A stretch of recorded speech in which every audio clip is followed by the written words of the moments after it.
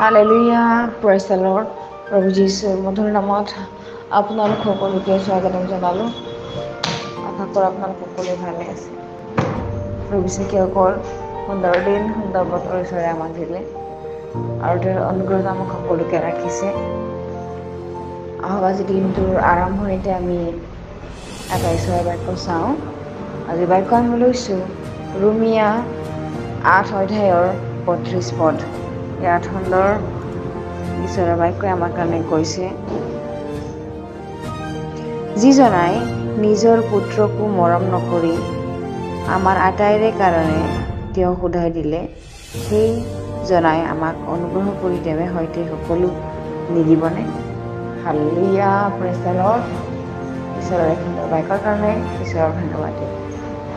প্ৰভু চাকে এই বাক্যই আমাৰ কাৰণে আজি এয়ে বুজাব বিচাৰিছে যে আমি বহুতো সময়ত নিৰাশা হওঁ, কি হ'ব আমাৰ কি নহ'ব, আমি কেনেকৈ চলিলে কেনেকুৱা হ'ব আমি ভাবি পাৰ নাপাওঁ, আমি ব্যাকুল হৈ যাওঁ, চিন্তিত হৈ যাওঁ।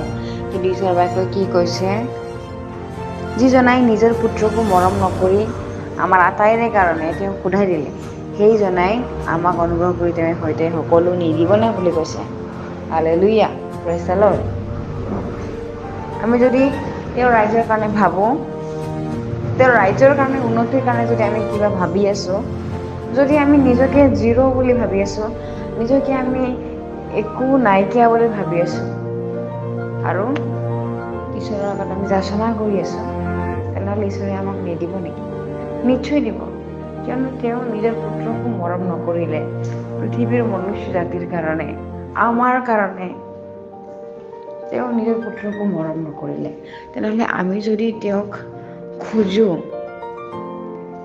পবিত্ৰ আত্মা খোজোঁ, তেওঁৰ ৰাইজৰ কাৰণে যদি আমি আশীৰ্বাদবিলাক খোজোঁ, আমাৰ প্ৰয়োজনবিলাক যদি খোজোঁ, তেনেহ'লে তেওঁ আমাক নিদিব নেকি? নিশ্চয় দিব। কিন্তু আমি তেওঁক যাচনা কৰিব লাগিব। কিন্তু আমাৰ যাচনাবিলাক এনেকুৱা হ'ব লাগিব, নিস্বাৰ্থ হ'ব লাগিব। আমি নিজৰ স্বাৰ্থৰ কাৰণে আমি খুজিব নালাগিব, কিন্তু তেওঁৰ ইচ্ছাটোহে আমি বিচাৰিব লাগিব। তেওঁ কি ইচ্ছা কৰে, তেওঁ কি বিচাৰে, সেইটোহে আমি খুজিব লাগিব, সেইটোহে আমি জানিব বিচাৰিব লাগিব, যাতে তেওঁৰ ৰাইজৰ কাৰণে উন্নতি হয়, তেওঁৰ ৰাইজৰ কাৰণে যাতে বৃদ্ধি হয়।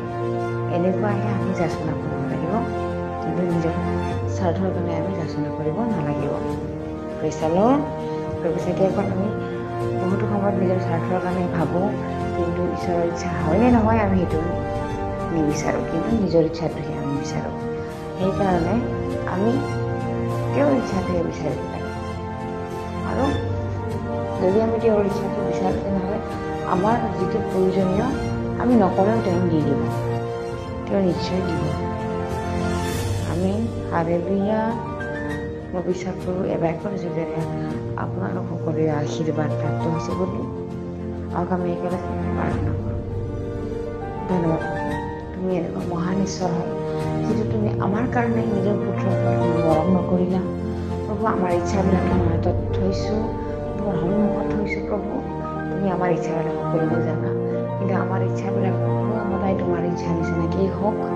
আমি যদি তোমাৰ ৰাজ্যৰ কাৰণে ভাবিব পাৰোঁ, তোমাৰ ৰাজ্যৰ উন্নতিৰ কাৰণে ভাবিব পাৰোঁ, আমাৰ কাম কাজ চিন্তাধাৰাবিলাক তোমাৰ ৰাজ্যৰ কাৰণেই হওক। প্ৰভু, ধন্যবাদ দিওঁ। এই সময়ত যিসকলে তোমাৰ আগত যাচনা কৰি আছে, তেওঁলোকৰ ইচ্ছাবিলাক পূৰ কৰা, তোমাৰ মহিমা হ'বৰ কাৰণে, তোমাৰ গৌৰৱ হ'বৰ কাৰণে ধন্যবাদ। প্ৰভু, এই সকলো যাচনা নাচাৰতীয় প্ৰভু যীশু খ্ৰীষ্টৰ নামত অৰ্পণ কৰিছোঁ।